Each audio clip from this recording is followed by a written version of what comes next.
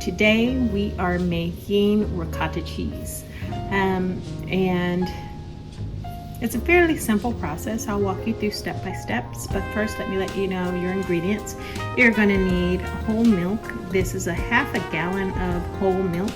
You can use a different milk. You can use A2 if your stomach is sensitive, but make sure it's the whole milk because the fat in the milk is what helps to create the cheese. Then we have 1 full cup of heavy cream. We have 1/4 cup of lemon juice. You can also use vinegar. We have 2 tablespoons of sea salt. This is the gray Celtic sea salt. And we have a thermometer. There are many different recipes that are out there that you can use. Some have you have your milk come to temp first before adding the acid for it to curd, but in this particular one we're going to add all the ingredients and then bring it up to temp. So over medium heat you're going to add your whole milk. I already put it in there because I didn't have anything big enough to hold it. Then we're going to put our cream.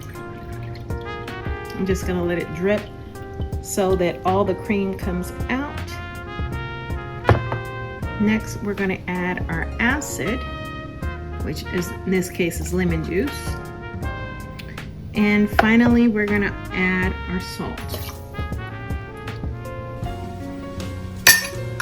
Oops. So I'm going to take and submerge my thermometer into my liquid. Then I will get a whisk.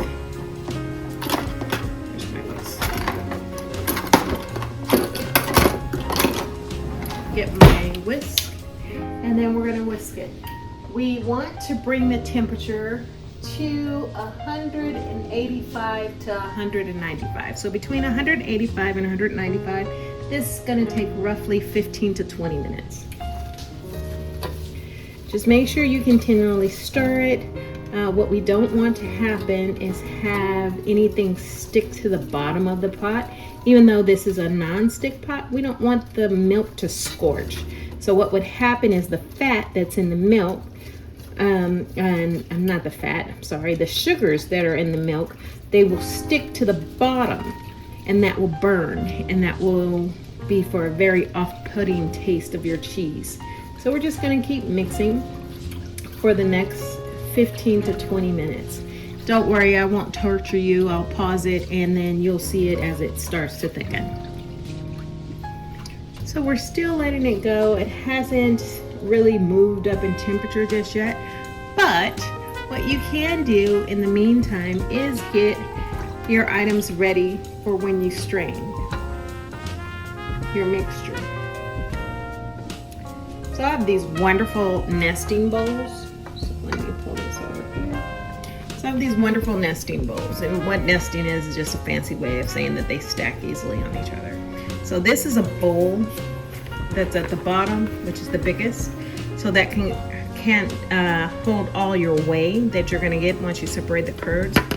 I also have a colander to separate any bits that might come, but the mesh is the first one that's going to be on the top. On top of this, I will have a cheesecloth. Now you don't need to have all 3 bowls. You can have just the cheesecloth and a bowl if you like. But this is a process that I like to do just because they nest so nicely. And if I just did this bowl, the mesh bowl with the full bowl, it wouldn't sit properly. So this is going to help with the straining of our cheese. I have some music, some little sizzle. Key point, you do not want this to boil. So you'll let these little bubbles form around the side. You can see there's some small bubbles here forming. So if you notice that it starts to bubble in a full bubble like boiling, you're going to turn your heat down. Even if it's at the medium temperature, you're going to turn it down because again, we do not want this mixture to boil.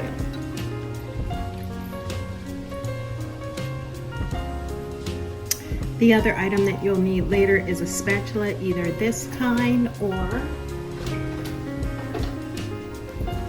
a spatula like this.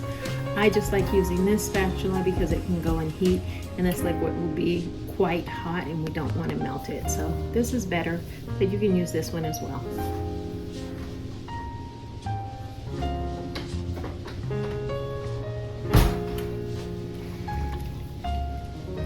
And as we're looking at our thermometer, we can see, well, I don't know if you can see, but here it's showing me that it's about 150. So we still have a ways to go.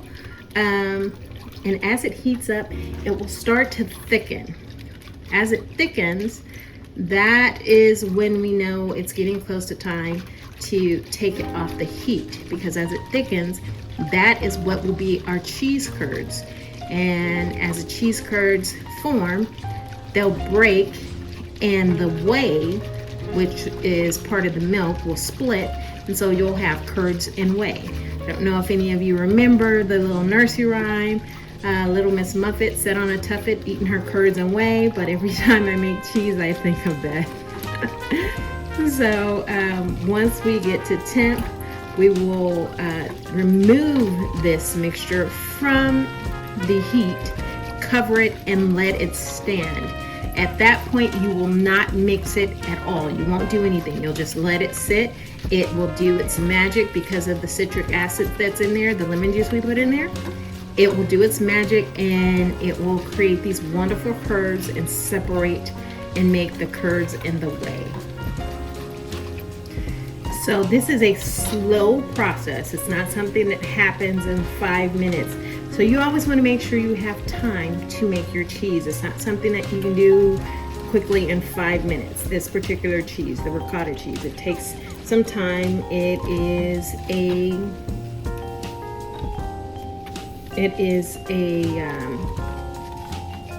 what would you call it? It's a slow process, but slow and steady wins the race, right? And if you are like me, and I love cheese, I was elated the first time I found out I could make cheese at home without having anything fancy. So this is something that I do quite a bit of, making cheese. The simple cheeses are easy. I will be trying my hand for the first time at making a hard cheese. I'm going to try to do a cheddar cheese here in probably another week or so. So stay tuned for that one. That one will be fun because I've never done it before, but it would be awesome to share it with you guys on the first run, so you can see what mistakes I might make so you won't do it in the future. And we are at about 172, so we're moving along slowly. Cheese making is very it's a patience. It's a what is the saying? I can't remember, but it's a painstakingly slow process, but the reward is great. So while this is going, I'll tell you why I'm making this ricotta cheese. One is I have to do it for class, for school. I'm going to become a chef. But the other is I'm going to make lasagna. And I said, well, since I have to make ricotta cheese, instead of buying it, I will make it, and I will make lasagna with the ricotta cheese and homemade mozzarella and homemade tomato sauce. So it's going to be a vegetarian one. It's going to be a tomato-based sauce. And instead of using meat, I'm going to be using mushrooms. So I'm going to chop the mushrooms very finely in my food processor, and I'm going to season them with my Italian seasonings, a little bit of salt, and then I will saute them, and that will be great. And then of course it's going to have spinach as well. So all of this is going to go into my lovely lasagna. So I'm making this on a Saturday because I'm going to make the lasagna on a Sunday. So I'm going to do the cheese and the sauces the day before so they have the full flavor that I want for my lasagna. We are now at 180. Now remember, I said between 185 and 195. And I see we're getting a little frothy, but there still isn't any forms of any type of curds. It's not breaking, so we're just gonna go a little bit longer. And I can see that we're starting to foam, so I'm gonna turn it down a little bit because I don't want it to swell. Okay, we're at about 195. So this is where the magic happens. It should start separating.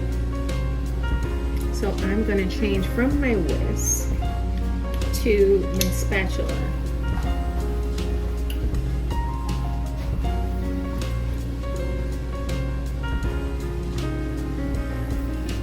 I'm just cleaning down the sides.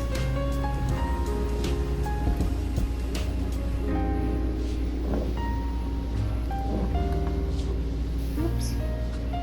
Keep hitting my thermometer. My thermometer is longer than my pot because I have a deep sauce pot that I bought this for, and it sits perfectly down straight on the sides with that, but on this one I have to kind of angle it.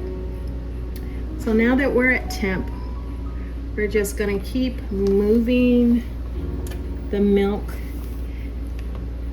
around until our wonderful curds begin to form. Once those begin to form, then we remove it from the heat and cover it and let it sit for 10 minutes. So we are still at temp. We've been at temp for about 8 minutes. Again, remember this can take anywhere from 15 to 20 minutes. Remember, this is a slow process. So again, if you want to make the ricotta cheese, make sure you have nothing else planned so that you don't rush it, you don't want to scorch it, you don't want to ruin this. This is a very relaxing thing for me, watching me just move the milk back and forth, and then watching the magic that occurs when it starts thickening and turns into these wonderful curds, and you can see the way as it separates. It's just very soothing for me. So we're just going to continue to take our time. There's some little bitty separations going on. I don't know if you can see those little bitty dots. So that's the little bitty beginning of the forms of the curd. So we're just going to keep working it back and forth until we get the curds for our ricotta. I don't know if you can tell, but the color of the milk is starting to change. It's no longer pure white. It's now like a yellowish white. So like the off-white color of paint, that's the white that we have now, which is telling me that we're very close to being able to start forming our curds, because it's no longer just white milk. I love this process. So just keep going. If you like, you could have like a high stool and stir instead of just standing and stirring. Or you could do what I do. I usually listen to some music while I'm cooking. So that's what I'm starting to do. It's thickening up ever so slightly, but again, slow process. As you can see, the curds are starting to form even more. They're sticking to the back of the spoon.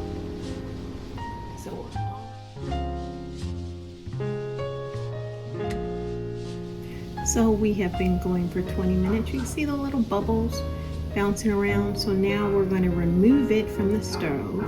We're going to cover it for about 10 minutes or so and let the curds set up really nicely. We're not going to disturb it at this point. Now just to show you what was going on in there, if you look down at the bottom, let me get that in focus. You see that down at the bottom? That is the whey that was at the bottom of the thermometer and on the sides. also on the back of it, and this is what was clinging to our spoon. So yeah, we just need to wait and it will form up to these beautiful curds and we can have our ricotta cheese. Okay, I'm messing up today. I thought I was recording and I wasn't recording. So we waited the 5 minutes and then we ladled in, one ladle at a time, the mixture, the cheese mixture, into the cheesecloth. And as you can see, it's already draining some of the whey from the curds. So with ricotta, the curds aren't big, they're little tiny curds. So this is gonna take a while to drain. They say you can do it at 20 minutes, but I'm gonna wait at least an hour and then come back and see what we got. So we're just gonna cover it, wait that hour, and come back and see what our cheese looks like. Okay, it's been about an hour, so let's see what we have. I'm gonna remove the cheesecloth. I twisted it up because it was dripping onto the cut board. So, wow, we have ricotta! Yay, look at it. And look at how creamy that is. Oh, that is delightful. Can you see that? Look at that. Oh my God. Of course I gotta have a taste.